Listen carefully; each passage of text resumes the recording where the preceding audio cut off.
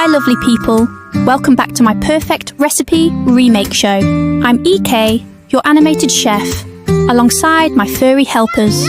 I was just scrolling through recipes, and guess what popped up? Yep, Ahmad Alzamel, viral, lazy cat cake. Romeo clearly thinks it's worth a look too. He's already trying to scroll for me.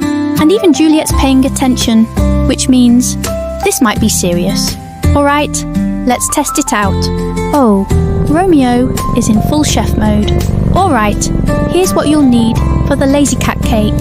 Flour, icing sugar, cocoa powder, a bit of milk powder, salt, 1 egg, some milk, oil, vanilla, baking powder, baking soda, and a splash of hot water. Oh, and don't forget the whipped cream, chocolate, and cereal for later.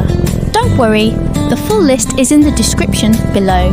Because who expects a cat to remember measurements? Time to mix it all up. I'm combining the flour, cocoa powder, sugar, egg, milk, oil, and the rest of the goodies into one big bowl. Just whisk it until it's smooth. Juliet's clearly supervising, even if she's too lazy to help. Okay, time to grease our dish. Nice and even with a pastry brush. Juliet, not everything in this kitchen is for licking, you know. But I love your enthusiasm. And look at Romeo, quietly judging us both, like the true supervisor he is. Now, I will pop the prepared batter in a preheated oven at 180 degrees for about 20 to 25 minutes, just until it's done. While the cake cools, we're whipping up our dreamy topping. Just some fresh cream, a little condensed milk, and a swirl of cream cheese. Romeo, that's not your snack, and feeding me isn't helping either. But thanks for the love, I guess. Time to soak our cake in chocolate milk. This is what makes it extra soft and dreamy. Romeo, I said soak the cake, not step in it. Curiosity levels, maximum. Let's make the ganache.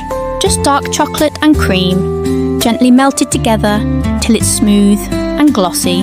Romeo and Juliet's watching like it's cat TV. Now, for that perfect crunch, I'm mixing chopped chocolate with a little oil till it's all melted and combined, then adding cocoa powder and chocolate cereal. Simple and satisfying. Romeo can't help munching on the cereal. Naughty boy. Okay, it's topping time.